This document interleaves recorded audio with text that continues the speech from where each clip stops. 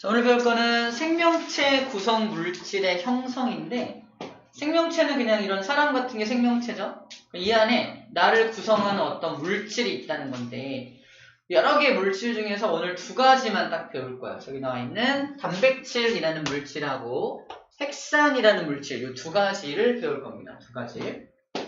되게 여러 가지 물질 중에 두 가지만 배울 건데, 그럼 여러 가지 물질은 뭐가 있나? 종류만 좀 먼저 볼게요. 생명체 구성물질.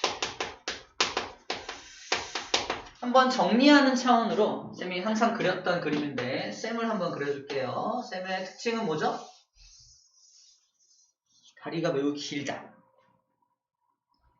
나 인정하고 있네요. 고마워요. 자, 그러면 이 생명체를 구성하는 물질 중에 자, 첫 번째 정리할 건 물질입니다. 물질. 선생님을 이루고 있는 물질 중에 제일 많은 거는 물이에요. 물이 제일 많습니다. 물이 제일 많아요. 쌤 이름 끝에도 수라고 써있잖아. 허성수. 물이 제일 많다는 뜻이에요. 내 이름 몰랐구나. 내 이름 허성수예요. 자, 물이 제일 많다는 거. 두 번째로 많은 게 딱 봐도 단백질이죠. 쌤 보면 근육질이잖아. 근육질. 엄청난 근육질인 걸로 봐서 단백질이 두 번째로 많다는 거. 나만 그런 건 아니고 다 단백질이 두 번째로 많습니다. 세 번째로 많은 물질이 쌤하고는 별로 관련이 없긴 하지만 지방이 세 번째로 많아요. 지방. 다행이다. 여러분들은 지금 지방 그랬을 때 다 칠판을 봤잖아요. 지방 그랬을 때 어떤 아이들은 쌤 배를 봐요. 매우 큰 실례죠. 그죠? 쌤 배는 지방이 아니에요. 서울입니다. 지방. 이거 그냥 옷이에요. 옷이 너무 두껍게 입어갖고 이게 나온 것처럼 보이는데. 세뇌가 잘 안 되네요. 자, 네 번째로 말하는 건 뭐냐면 뼈나 이런 걸 구성하는 걸 칼슘 같은 거 이런 거는 뭐라고 하냐면 무기질, 무기염류라고 합니다. 무기염류. 염류라 불러주고요. 다섯 번째로 많은 게 이제 탄수화물인데 그래서 빠져있는 게 뭐냐면 지방하고 무기염류 사이에 여기 좀 많은 양을 차지하고 있는 게 뭐냐면 쌤은 3-1이라고 표현하는데 세포마다 들어있어서 굉장히 많은 양을 차지하고 있어. 세포마다 뭐가 있냐면 핵이 있죠. 세포마다 핵이 있는데 핵 속에 들어있는 물질이 있단 말이야. 핵 속에 들어있는 물질을 이게 뭔지 궁금해서 잘 들어. 핵 속에 들어있는 물질이 뭔지 궁금해서 꺼내가지고 실험해봤더니 산성물질이야. 그래서 핵 속에 들어있는 산성물질이라는 뜻으로 이름이 핵산입니다. 핵 속에 들어있는 산성물질이라는 뜻이 핵산이라는 말이 왜 이렇게 많은 양을 차지한다? 세포마다 들어있으니까. 그래서 굉장히 많은 양을 차지하고 있어. 오히려 무기염류보다 훨씬 더 많은 양을 차지하고 있다는 거 기억을 좀 해주면 되겠네요. 이건 질량비이기 때문에 굉장히 많은 질량을 차지하고 있다는 얘기입니다. 자, 그 다음에 또 정리할 게 뭐냐면요. 이것들을 구성하는 구성원소. 함께 정리해 볼게요. 구성원소는 한번 들어보자. 물은 H2니까 H하고 O로 구성이 되어 있겠죠. 자, 그 다음에 단백질하고 지방하고 탄수화물의 특징이 뭐냐면 영양소입니다. 저것들이 있으면 에너지를 낼 수 있어. 무기염류는 에너지가 안 나요. 우리가 너무 배가 고프고 힘이 하나도 없을 때 칼슘제 먹는다고 해서 힘이 나는 거 아니야. 너무 힘이 없을 때 물을 먹는다고 힘나는 거 아니야. 근데 단백질이나 지방이나 탄수화물을 먹어주면 에너지가 납니다. 이것을 세 가지를 주영양소라고 영양소라고 하고요. 탄수화물이 주영양소가 되죠. 우리가 제일 먼저 사용하는 게 탄수화물이기 때문에 그래요. 자, 그래서 암기법이 있는데 탄수화물, 지방, 단백질을 누가 준다 그러면 여러분들 어떻게 해야 돼? 받아야 돼. 받을 때 하는 말 따라합니다. 줘. 했었나요? 줘. 그래서 지방하고 탄수화물은 다 받아야 돼. 어떻게 받아? 줘.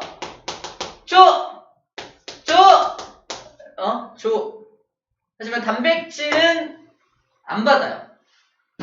다시 보시면 쌤 몸처럼 단백질이 좀 적어서 약간 날씬한 몸매가 요즘 대세예요. 만약에 근육이 우락부락했다면 굉장히 촌스러운 거야. 쌤처럼 이런 게 요즘 트렌디한 몸이다. 오케이? 세뇌가 잘 안 되네요. 자, 트렌디하다. 만약에 근육이 막 우락부락해서 자, 수업 시작하게 이랬다면은 굉장히 뭐하다? 따라합니다. 촌스럽다. 단백질이 너무 많으면 촌스러워요. 이렇게 보입니다. 단백질은 굉장히 촌스럽다. 구성 원소가 CHONS. S에 괄호 쳐져 있는 건 단백질을, 모든 단백질에 S가 있는 게 아니라 S를 포함한 단백질도 있고 S를 포함하지 않은 단백질도 있기 때문에 그래요. 하지만 질소까지는 꼭 들어가야 합니다. 무기염료는 말 그대로 칼슘이나 나트륨이나 마그네슘이나 뭐 인 같은 이런 물질들을 이제 무기염료라고 불러줍니다. 자, 요거를 알고 있는 상태에서 헥산은 얘기 안 했죠? 헥산? 헥산의 구성 원소 여기다 쓸게요. 헥산은 이 단백질하고 비슷한데 CHON까지 똑같은데 맨 끝에 P가 들어갑니다. 촌피. 헥산의 구성 원소에는 인이라는 녀석이 들어가요. 인이라는 녀석. 촌피. 저는 촌스럽다, 얘는 촌피스럽다 이렇게 표현하는데 촌스럽다, 촌피다. 촌티난다? 뭐 촌피다 이렇게 하는데 촌피라고 외워주게 됩니다. 자, 그럼 여기서 구분할 수 있는 게 이런 구분을 할 수 있어요. 보세요. 얘 탄소가 포함되어 있죠. 이 탄소가 포함된 것들만 따로 모아서 생명체 구성물질을 크게 둘로 구분한다면 탄소 화합물과 탄소가 포함되지 않은 것들 탄소 포함되지 않은 것들 있죠? 탄소 포함되지 않은 것들을 비탄소 화합물이라고 구분합니다. 탄소가 포함되어 있으면 이 탄소를 이용해서 얘를 태우면 이산화탄소로 날아가면서 굉장히 많은 에너지를 방출할 수 있는 가능성을 가진 것들이 탄소화합물의 특징이야. 하지만 비탄소화합물, 아까 얘기했었죠? 이런 비탄소화합물 같은 경우는 에너지를 낼 수 없다고 했죠? 에너지를 낼 수 없는 이유가 탄소가 없기 때문입니다. 탄소가 없기 때문이다 라고 생각하면 됩니다. 그래서 탄소를 포함한 것들을 또 다른 말로 뭐라고 하냐면 유기물이라고 해요. 유기물. 기를 갖고 있다 뜻입니다. 비탄소화물은 무기물이라고 해요. 무기물. 기를 갖고 있지 않다. 이 기가 뭐야? 에너지를 갖고 있는 것들을 유기물, 에너지를 갖고 있지 않은 것들을 무기물이라고 불러주는 겁니다. 아하, 그렇구나. 에너지를 낼 수 있는 것들, 낼 수 없는 것들로 구분하는데, 우리가 요걸 좀 암기하고 있고 기억하고 있다면 충분히 누가 탄소화합물이고 비탄소화합물인지 구분할 수 있습니다. 78쪽에 나와 있는 생명체 구성물질 1번 탄소화합물, 2번 비탄소화합물 구분된 게 바로 그런 이유들이고요. 책에 구성 원소들도 쭉 나와 있죠. 선생님 암기법까지 함께 알려준 겁니다. 한번 알려준 거예요. 나머지 탄수화물의 어떤 기능, 어디 이용된다, 단백질이 어디 이용된다, 기능이 뭐다 이런 걸 한번 지금 읽어보세요. 쭉 한번 읽어볼게요. 이거는 약간 기술과정 느낌이라서 읽어보라고 하는 거야. 이거 과학은 아니죠. 이건 이런 역할을 해, 이런 역할을 해 라고 쭉 나열만 돼 있잖아. 과학은 어떻게 작용하는지, 어떻게 얘가 에너지원으로 이용되는지, 어떻게 생리작용을 조절하는지 이런 걸 공부하는 게 과학이에요. 이런 기능을 해, 암기하는 건 사실 난 과학이 아니라고 봅니다. 그래서 읽어보라고 하는 겁니다. 이런 기능을 하는구나 라고 일단 알고 넘어가면 됩니다. 비탄소화물도 마찬가지로 읽어보면 돼요. 이런 기능을 하는구나 하고 넘어가면 됩니다. 그렇게 읽고 지나가면은 1번은 정리가 된 거야. 이걸 이제 기억하고 암기할 때 쌤이 준 정보가 큰 도움이 될 수 있다는 거죠. 이 정보를 알고 있다면은 구성 원소부터 좀 쉽게 이해할 수 있다는 거고, 왜 얘를 탄소화합물, 비탄소화합물로 구분하는지도 이제 정리가 된 겁니다. 두 번째 얘기를 하도록 하겠습니다. 단위체.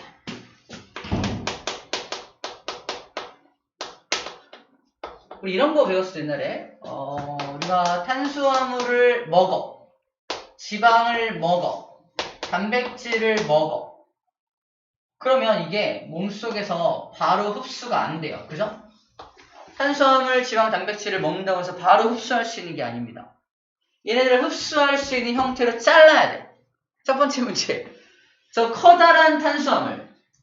이미 표현하고 있어. 커다란 탄수화물 덩어리. 커다란 지방 덩어리, 커다란 단백질 덩어리를 흡수할 수 있는 형태로 자르는 과정을 두 글자로 뭐라고 할까요?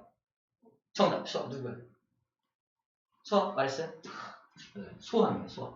소화가 뭐냐면 작을 소자 될 화자입니다. 작을 소자 될 화자. 작게 만든다 라는 뜻이 작게 만든다. 그래서 그럼 소화의 목적이 뭡니까? 라고 물어본다면 작게 잘라서 뭐 하려고? 흡수. 소장에서 흡수를 하기 위해서 소화를 시키는 것. 소화의 목적은 흡수입니다. 소화를 시키는 목적은 흡수가 목적이야. 흡수될 때까지 잘게 잘라야 될 거 아니야? 잘게 잘라야 돼. 그 잘게 자른 그 하나하나를 뭐라고 한다? 그걸 단위체라고 한다. 단위체. 이 단위체가 모여서 탄수화물이 되고, 이 단위체가 모여서 단백질이 되고, 이 단위체가 모여서 지방이 되는 거야. 그걸 단위체. 이 커다란 덩어리를 만드는 하나의 작은 단위를 단위체라고 하는 겁니다. 탄수화물의 단위체는 우리 외웠어요. 포도당. 그죠? 포도당이라고 하고요. 지방의 단위체는 지방산이라는 물질하고 모노글리세리드라고 외웠었으면 된다. 모노글리세리드. 아주 오래전 기억이죠? 아주 오래전 기억이야. 중학교 때 배웠던. 모노글리세리드가 단위체고요. 단백질의 단위체는 아미노산입니다. 아미노산이에요. 옛날에 배우지 않았던 어떤 물질이 하나 있는데 그 물질이 오늘 배울 바로 핵산입니다. 핵산이라는 물질도 아주 커다란 물질이에요. 사실 어떤 단위체가 모여서 만들어진 커다란 물질인데 이 녀석의 단위체는 매우 생소하지만 써놓을게요. 뉴클레오 타이드. 그렇죠? 처음 들어봐요. 뉴클레오타이드라는 단위체가 모여가지고 핵산이라는 걸 만든다고 합니다. 저게 뭐지? 오늘 저걸 소개해 줄 거예요. 핵산의 단위체인 뉴클레오타이드가 뭔지를 소개해 줄 겁니다. 어쨌든 단위체가 모이면 커다란 녀석이 된다는 거잖아. 이제 그림으로 어떻게 되는지 보여주도록 할게요. 어쨌든 단위체라는 건 이런 걸 말하고요. 단위체가 모이면 커다란 물질로 변화될 수 있구나. 커다란 어떤 물질을 만들 수 있구나 라고 생각하면 됩니다. 또 다른 표현법으로는 이 단위체들을 저분자 물질이에요. 저분자 물질. 이 저분자 물질들이 모여서 뭘 만든다? 고분자 물질을 만든다. 고분자 물질을 만들어낸다 라고 표현하기도 합니다. 저분자 물질이 모여서 고분자 물질이 만들어진다라고 표현하기도 하는 거야. 오케이. 단위체가 뭔지 일단은 소개를 좀 해줬어요. 자, 그럼 바로 그림을 좀 봅시다. 보고서 단백질로 넘어갈게요. 자, 그림은 이거.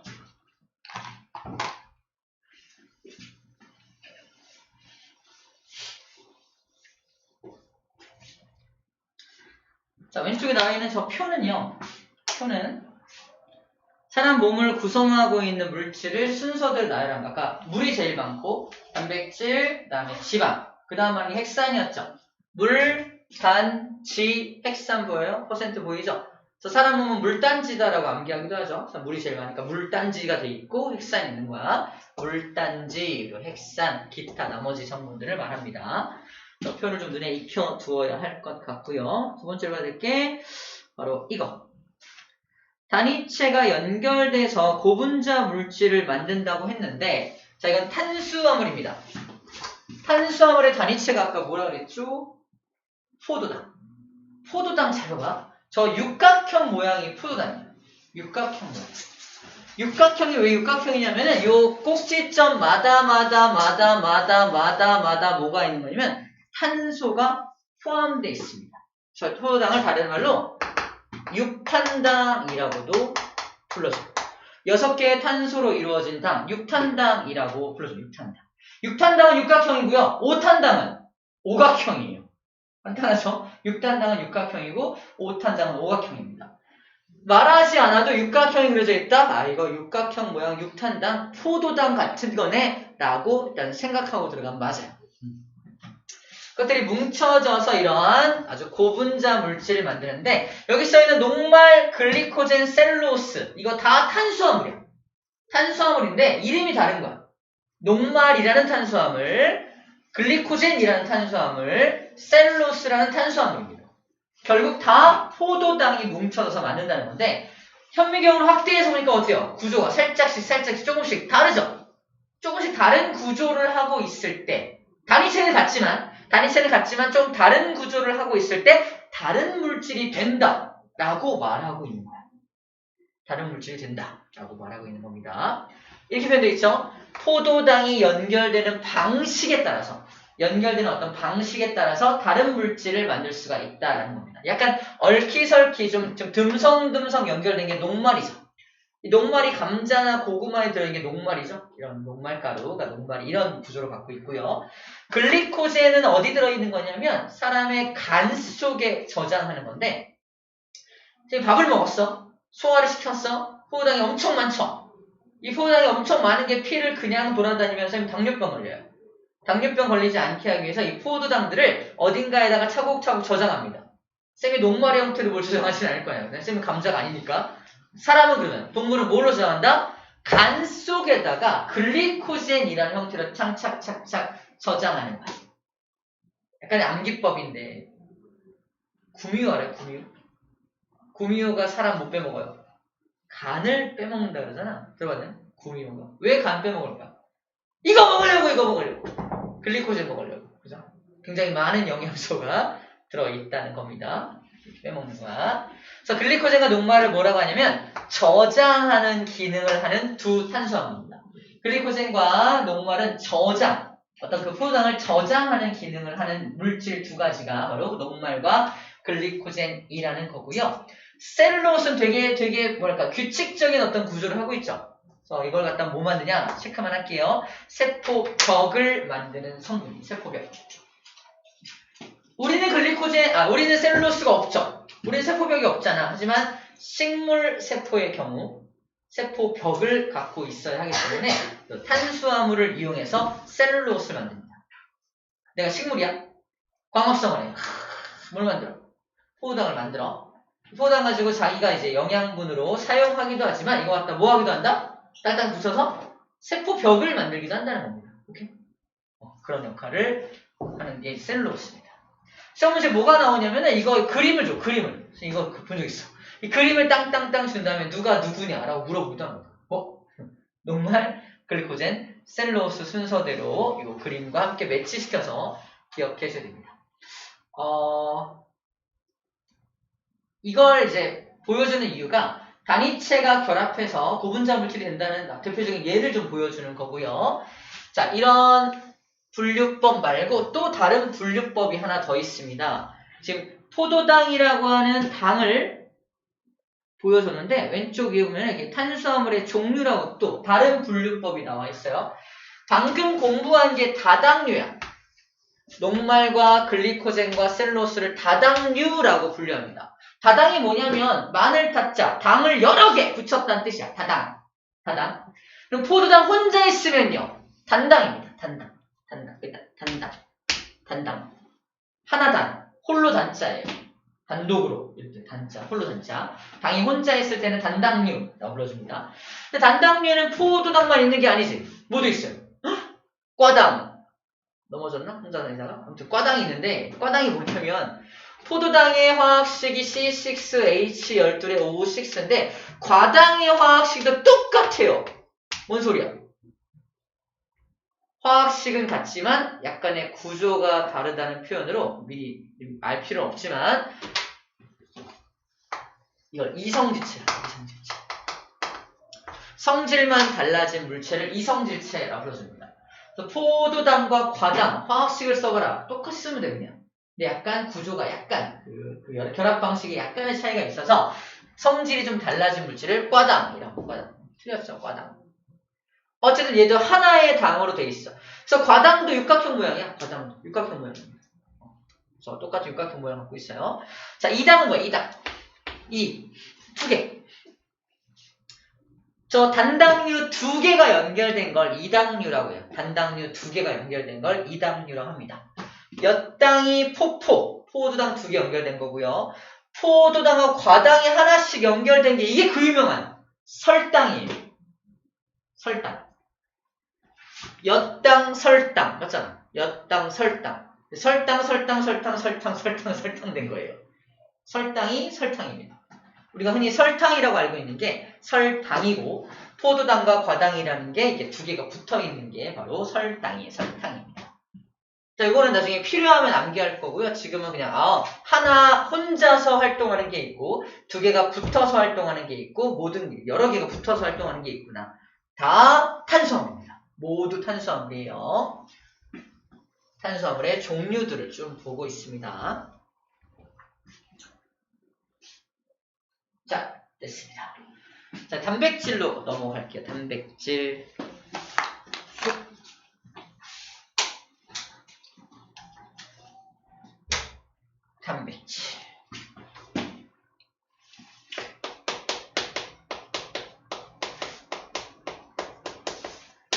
질문. 단백질의 단위체가 뭐였죠?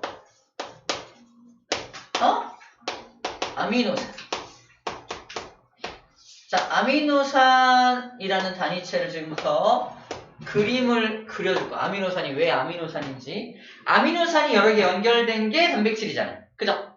그럼 아미노산을 그려줄 건데 이름이 왜 얘가 아미노산이냐면은 아미노하고 산이 붙어있기 때문에. 아미노가 뭐지? 자, 얘도 아까 CHONS 촌스럽다 그랬잖아. 탄소를 중심으로 만들어진 탄소화합물이라서 중심 원자가 탄소입니다. 아미노산의 중심 원자가 탄소고요. 탄소가 원자과 전자가 4개잖아. 4개의 공유 결합을 할 수 있어요. 그래서 하나, 둘, 셋, 4개의 공유 결합을 할 수 있어. 저 짝대기가 짝대기로 보이면 5등급. 전자 2개로 보이면 1등급이라고 했던 거 기억납니까? 전자로 보이나요? 아닌 것 같은데.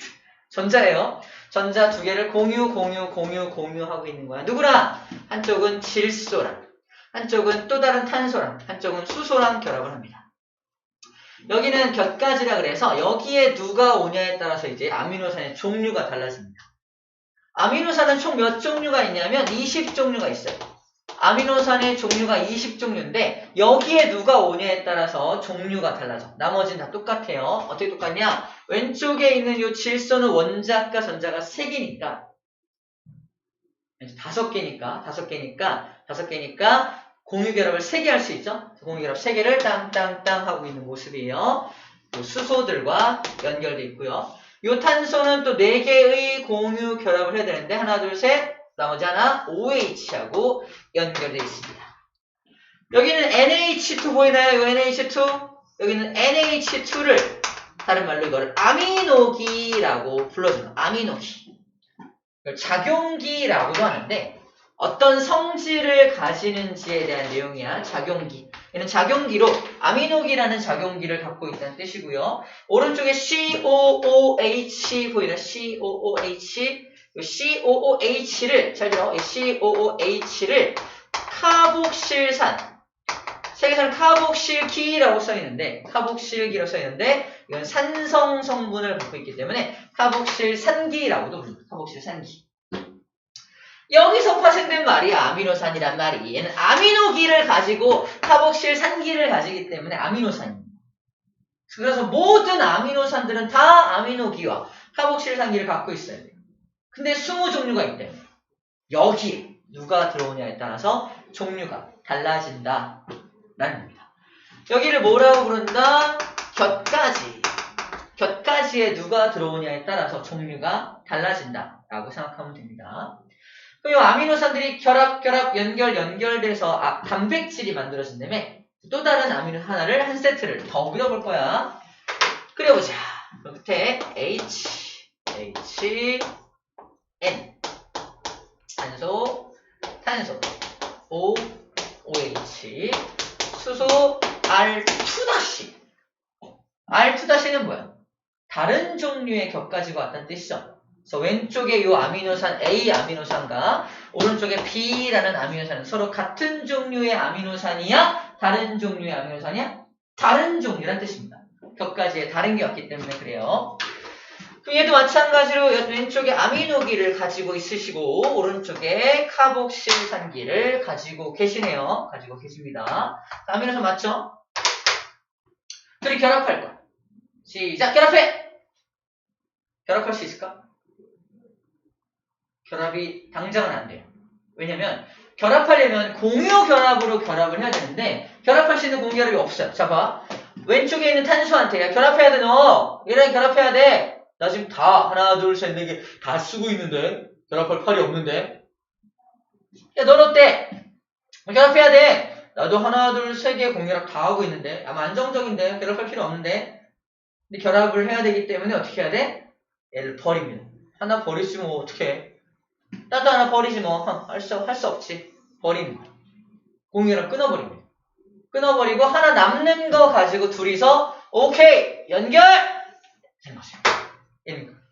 이렇게 연결해요.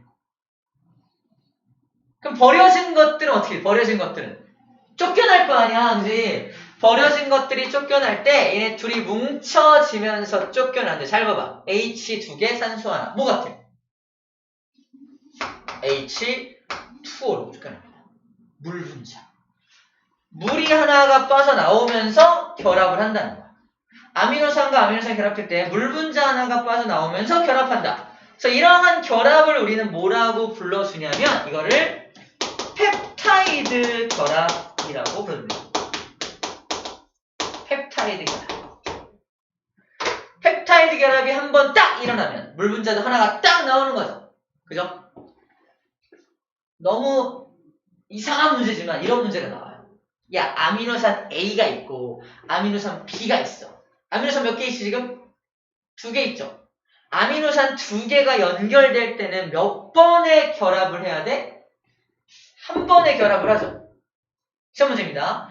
2개의 아미노산이 몇 개의 펩타이드 결합을 하느냐? 1개죠. 그러면 아미노산이 3개 있으면요. 펩타이드 결합 몇 개 해야 돼?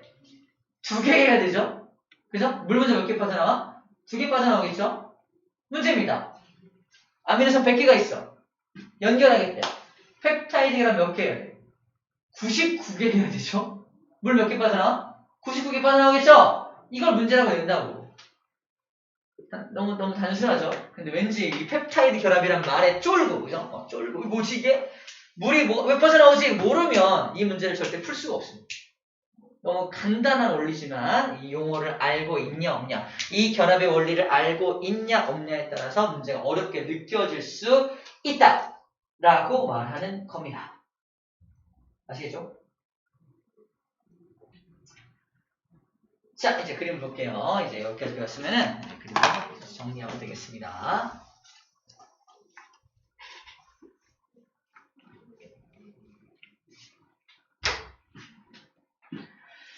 자, 단백질. 자, 단백질은 이렇게 아미노산 2개가 연결돼서 단백질이 만들어진다. 이제 아미노산을 소개해주고 있는 거고요. 쌤이 그렸던 그림과 똑같죠? 똑같이 그려져 있습니다. 카복실기라고 써있지만 이게 산성 성분을 띠기 때문에 카복실산기라고도 해준다라고 했었고요. 펩타이드 결합이 형성되는 게 이겁니다. 보세요. 펩타이드 결합. 아미노산 하나, 2개가 만나서 아미노산 1과 2가 만나서 물 하나 빠져나오면서 결합하고 있죠. 결합의 이름이 뭐다? 펩타이드 결합이다 라고 불러주고 있습니다. 펩타이드 결합. 펩타이드 결합이 여러 개의 펩타이드 결합이 또 연결되면 이러한 모양이 되겠죠. 보이나요? 이거 하나 구슬이 아니야. 하나가 뭐야? 아미노산이야. 그죠?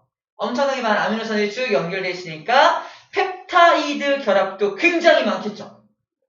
자, 폴리라는 말이 나와. 폴리, 헬리 이거 말고 알아요? 알고 있어요? 나만 아는 거 아니야?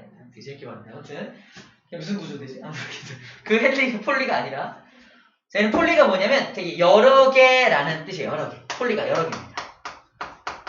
펩타이드 결합을 여러 개 해서 만들어진 물질이라서 이 물질의 이름이 그래서 폴리펩타이드예요.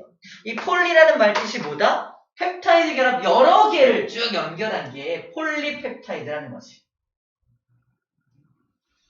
화학 특강한테 잠깐 얘기했었는데 폴리라는 말뜻이 붙어 있으면 되게 여러 개가 붙어 있는 거다. 우리 몸을, 우리 의류, 옷 같은 거 만들 때도 폴리에스테르라고 써있거든요. 폴리에스테르. 폴리프로필레 이런 거 써있어요. 그때 그 폴리가 뭐다? 인공적으로 여러 개의 탄소를 막 붙여가지고 만든 섬유라는 뜻이거든요. 폴리라는 말이 뭐다? 여러 개를 붙였다라는 뜻입니다.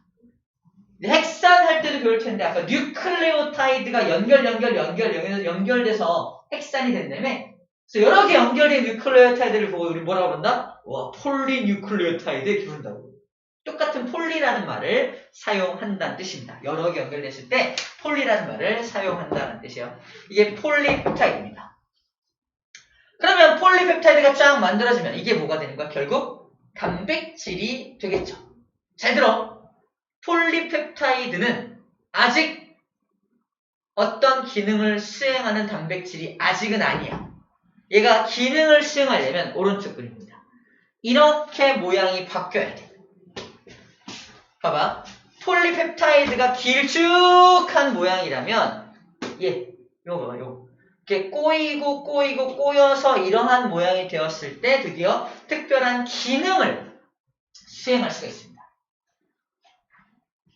그럼 어떻게 이런 입체 구조를 가지게 되느냐? 이걸 입체 구조를 가지게 된다고 표현하는데 이런 느낌이야. 여기 보라색하고 파란색하고 초록색이 항상 잡아당기는 힘이 발생해. 예를 들어서 몇 가지의 특징 때문에 초록색 아미노산과 파란색이 항상 잡아당기는 힘이 있어. 여기 파란색 또 있죠. 이렇게 파란색. 초록색과 파란색. 이런 거. 이런 결합력이 형성이 돼서 서로 막 잡아당겨요. 여기 잡아당겨서 꼬이고 접히고 막 그러는 거예요.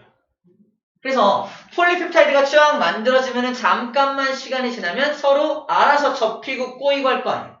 그래서 일정한 기능을 수행하는 입체 구조가 만들어지게 되고 입체 구조를 가지게 된 폴리펩타이드를 우리는 진정한 단백질이라고 불러주는 겁니다.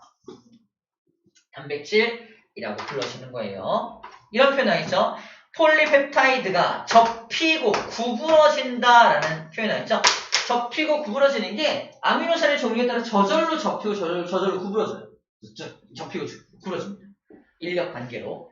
그렇게 해서 이러한 3차원 구조를 만들기도 하고 2차원 구조를 만들기도 하고요. 4차원 구조는 없나? 여러 가지 구조물을 만들어냅니다.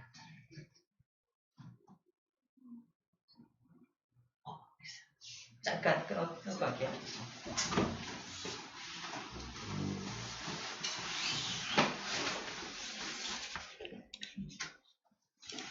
쉬는 시간 설정이 가능해요. 2분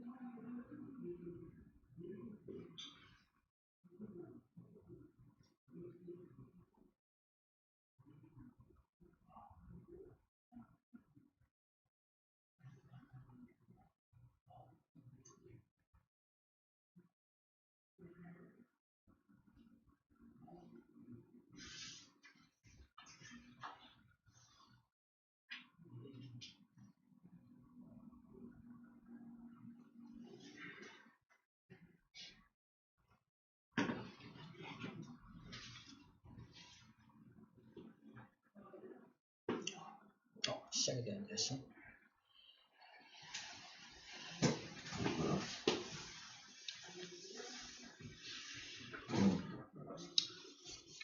커피는 메가커피.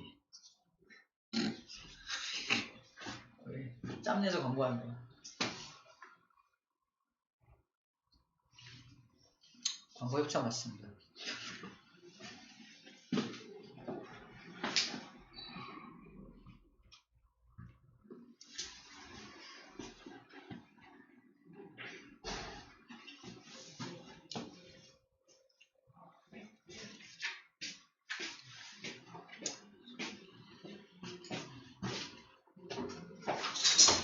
조금만 더 하면 쉴 거니까, 문제 풀고 쉴 거니까 좀만 힘냅시다. 다시 얼굴을 가리고 광고 안 한 것처럼. 자, 커피는 벤티. 벤티 건가요? 어디 거죠? 아니 어디 거야? 이것도 어디지? 이름이 뭐야? 아, 피에스타. 커피는 피에스타. 나 없을 때 광고 중이었어요. 깜짝 놀랐어. 자, 어디까지 했냐? 단백질이 만들어지는 과정까지 보았고요. 자, 그렇게 만들어진 단백질을 좀 볼 텐데, 자, 이게 헤모글로빈이라는 단백질에서 만들어집니다. 봐봐. 이게 웃긴 게 뭐냐면, 이게 적혈구야, 적혈구. 적혈구 안에 하나의 헤모글로빈을 확대한 거야. 적혈구 안에 이런 헤모글로빈이 몇 개냐면 100만 개 정도 있어. 100만 개. 100만 개. 근데 그 중에 하나를 그린 거야. 이 하나의 헤모글로빈은 몇 개의 단백질로 되어 있냐면 총 4덩어리의 단백질로 되어 있습니다. 단백질 엄청 들어가죠. 4덩어리의 단백질이 뭉쳐져서 하나의 헤모글로빈이 되는 거고, 각 단백질마다 그러니까 생명과학인데, 단백질마다 뭐가 박혀있죠. 이렇게 박혀있죠. 박혀있는 게 철이에요. 철이 박혀있습니다. 피에서 철맛이 나는 이유가 쟤 때문에 그래요. 철맛이 나는 거얘 때문에 그렇습니다. 이 철 구조물을 뭐라고 불러주냐면은 햄이라고 불러요. 햄. 그다음에 이 단백질의 이름이 뭐냐면 바로 글로빈 단백질이에요. 글로빈 단백질. 그래서 헤모글로빈이 여기서 나온 말입니다. 헤모글로빈이란 말이 저기서 나온 말이야. 햄 구조물과 글로빈 단백질이 만나서 만들어진 구조물 헤모글로빈이라고 불러주는 겁니다. 웃긴 건 이 철 하나마다 산소 분자가 하나씩 달라붙어요. 헤모글로빈 역할이 뭐야? 산소 운반하는 거잖아. 적혈과 산소 운반하잖아. 헤모글로빈 하나가 4개의 산소, 4분자의 산소를 운반을 해요. 문제! 그렇다면 100만 개의 헤모글로빈을 가지는 저 적혈구 하나가 나를 수 있는 최대 산소량은 400만 개죠. 400만 개의 산소 분자를 혼자서 나를 수 있습니다. 어마어마하죠. 근데 그런 적혈구가 우리 몸속에 엄청나게 많죠. 그래서 산소 운반 능력이 되게 좋은 겁니다. 적혈구 생산이 안 돼. 왜 안 될까? 몸속에 철이 부족하거나 단백질이 부족하면은 적혈구 생산이 안 될 거 아니야? 특히 철이 부족하면은 적혈구 생산이 안 되니까 빈혈이라는 것에 걸리는 거죠. 그래서 빈혈약이 뭐 먹는 거야? 철분제 먹는 거야. 철분제를 빈혈약을 먹는 거죠. 대표적인 철분제 이름, 자, 광고 봤습니다. 페럼포라라는 철분제가 있는데, 페럼이 바로 철의 이름이, FE가 페럼이에요. 페럼의 앞자입니다. 페럼포라가 해서 대표적인 철분제 이름입니다. 요즘 잘 안 먹는 것 같긴 한데, 그래요. 협찬 받습니다. 자, 그런 내용을 갖고 있어요. 중요한 건, 이 단백질 구조물들이 혼자서 기능을 수행하는 게 아니라 4개가 뭉쳐져서 하나의 기능을 수행하기도 하고 이러는 등 되게 여러 가지 단백질들의 기능을 가지게 되는 것입니다. 근데 이런 단백질들을 우리는 뭐 갖다 만든다? 아미노산들이 연결된 폴리펩타이드를 가지고 단백질을 만들어낸다 라는 말을 하고 있는 겁니다. 자, 이 헤모글로빈과 비교해서 또 다른 단백질 하나를 소개하고 있어요. 방금 말한 단백질이 바로 이 헤모글로빈이라는 단백질이고요. 이 안에 들어있는 폴리펩타이드를 쭉 봤더니 이런 모습을 갖고 있대요. 자, 근데 오른쪽 이 단백질은 우리 피부 속에 들어봤나? 콜라겐, 다른 말로 콜라젠 먹는 콜라 아니고요. 왜 약간 콜라겐. 콜라겐 하면 여러분 뭐 떠오르지? 콜라겐? 쌤은 도가니탕 먹을 때 찐득찐득한 그 성분 있잖아. 안 먹어도 돼요? 육수에 약간 찐득찐득한 그게 그게 이제 콜라겐 성분인데, 이 콜라겐 성분을 많이 먹으면 피부가 좋아진다 또는 뭐 관절에 좋다 이런 말들을 해요. 콜라겐이 바로 단백질이야. 콜라겐. 근데 어떤 단백질이냐? 이게 피부 속에 들어있는 이런 단백질인데, 봐봐. 이 폴리뉴클레오타이드가 길쭉하게 연해내면 이런 초록색 단백질, 파란색 단백질, 빨간색 단백질 세 가닥이 꼬여서 만들어진 게 바로 콜라젠이라는 단백질입니다. 아까 헤모글로빈은 4개의 단백질이 각각 배치가 이렇게 돼서 만들어진 게 헤모글로빈이었잖아. 근데 콜라겐은 얘가 꼬여서 만들어진 거야. 어떤 탄성을 가지고 약간 뭐랄까, 탄성이 맞는 말이야. 탄성. 약간 누르면 다 튀어나오고 탄성력을 가지는 이유가 이런 구조 때문이라는 거죠. 피부를 구성하는 단백질이 바로 콜라젠이라는 단백질입니다. 중요한 건 이런 폴리펩타이드가 연결되는 방식에 따라서 단백질이 결정이 되고, 그 단백질이 이렇게 3차원 구조로 꼬여 있느냐, 2차원 구조가 이렇게 연결해서 이렇게 길쭉하게 꼬여 있냐, 꼬여 있는 방식에 따라서도 단백질의 종류가 달라지고, 이 뉴클레오타이드, 다시 계속 뉴클레오타이드 잘못 말했어요. 펩타이드 결합이 어떤 순서로, 어떤 아미노산이 어떤 펩타이드 결합을 하고 있냐에 따라서도 단백질의 종류가 당연히 달라지게 되겠죠. 책에서는 아미노산 배열 순서가 다를 뿐더러 구조도 다르기 때문에 서로 다른 단백질이다 라고 말하고 있는 겁니다.